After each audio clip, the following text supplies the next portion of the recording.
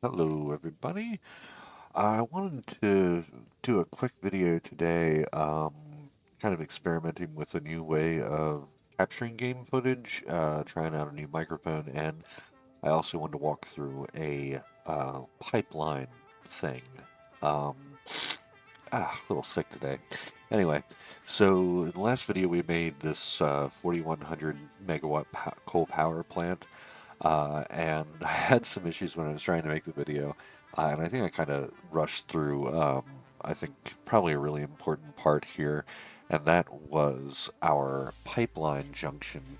So basically, I had to redo my water extractor layout because I didn't have enough power to do I think it was like 9 overclocked water extractors. So I had to expand it to 10 water extractors that were slightly overclocked to, I think it was like 200%. There were 2 power shards each. But to do that, we had to do this massive network of pipes to get everything evenly laid out. I included this chart to go over how this works exactly, but I thought in this video I would just kind of more fully explain pipe junctions and how they work. So let's get set up real quick. Okay, so I'm going to try and explain this the best as I can as we try to work through this. This is the process that I took when I'm trying to figure out how to do this. So one full pipe can only carry 300 cubic meters per minute. If we, in this case, we're going to use water extractors that aren't overclocked, just because I want to see if I can do this. And they will carry out second here, a total of 120 cubic meters of water per minute. So not even half of a full pipe. So we're going to have to fill in multiple to get into a junction. Uh, now, each junction is for entry point or for connector points in total. So for this case, I'm imagining we'll have one pipe going directly into our first industrial or our first fluid buffer. So what we need to do is have 2 water connectors going into a junction, but that still leaves us at 240 out of 300. So we need to bring in a third water extractor, which will bring in 120. Junctions will evenly split.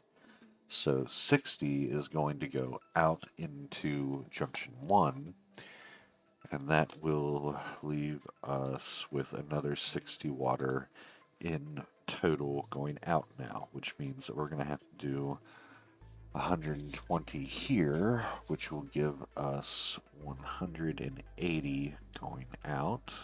And at that point, we'll need another junction.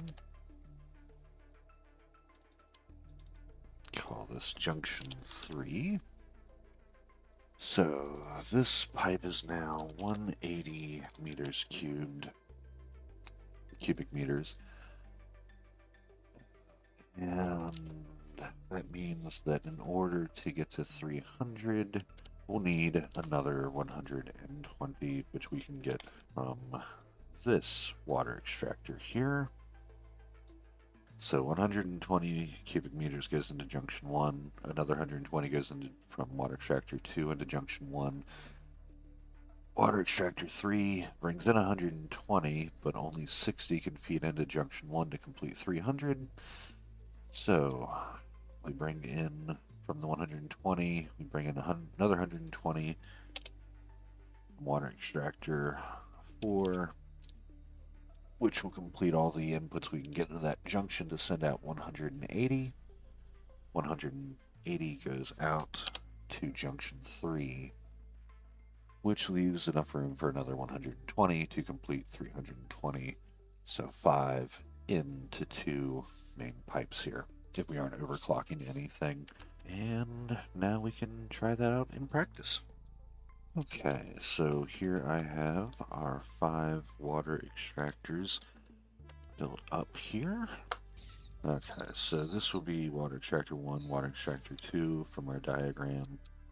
So both of them are going to feed in. And this is the pipe that can,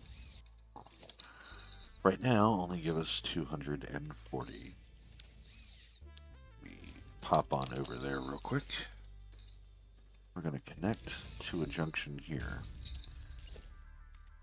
So, right now, this one is taking 60 from water extractor 3 to make 300 into that pipeline. But we now have, what was that, 60 left over going out.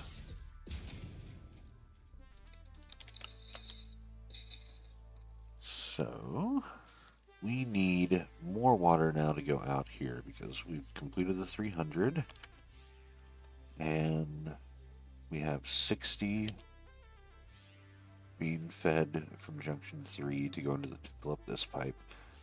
But now we need more water to come out of here. I'm going to feed this into here. This will give us 120. All 120 from this is going to fill into here. Now that should leave us with the 180 from this pipe. We just need to connect this one here to there, and that should give us exactly what we need.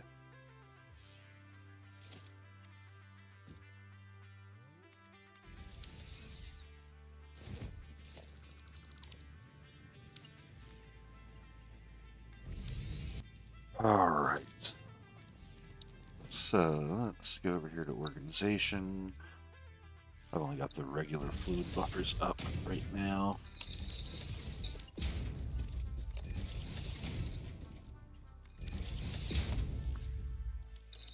How many do they hold? 400 meters cubed. Cubic meters. Why do I keep saying it like that? Anyway. Alright, so if we're doing 300 per minute, then it should just be a little over a minute, and both of these should be filled up. So the way to test if this is going to work evenly is once I hit on the power switch, it should be, they should all turn off pretty much at the same time. I think that that will work. So let's give this a test.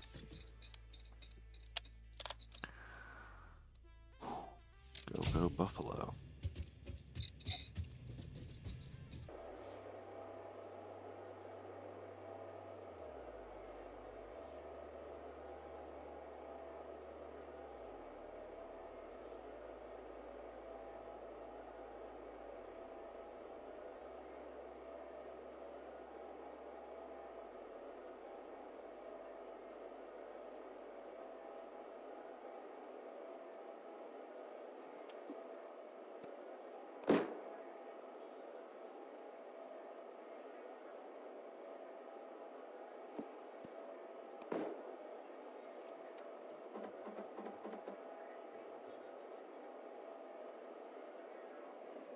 Oh, oh, oh, oh, oh, oh. Look at that. So they all shut down in unison. We are completely filled up. I would say that is a balanced pipe junction. It's basically the same general setup, but because I've got these overclocked to each pump out 240 cubic meters, you know, the fractions are a bit off from what I just showed you, but it's the same principle, where we'll have one going into this first junction that feeds out here, then half goes out to feed in this other main pipe, but that has to be fed by this other pipe, which half goes out, and then so on and so forth, and there's that rock. And this one's probably a little bit less balanced, but it does the trick.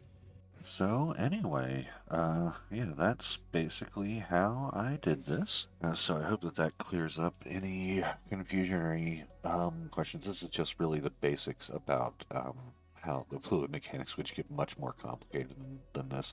So yeah, I hope that this was informative. Please feel free to like or leave a comment down below if you have any suggestions for how you deal with your plumbing, I guess.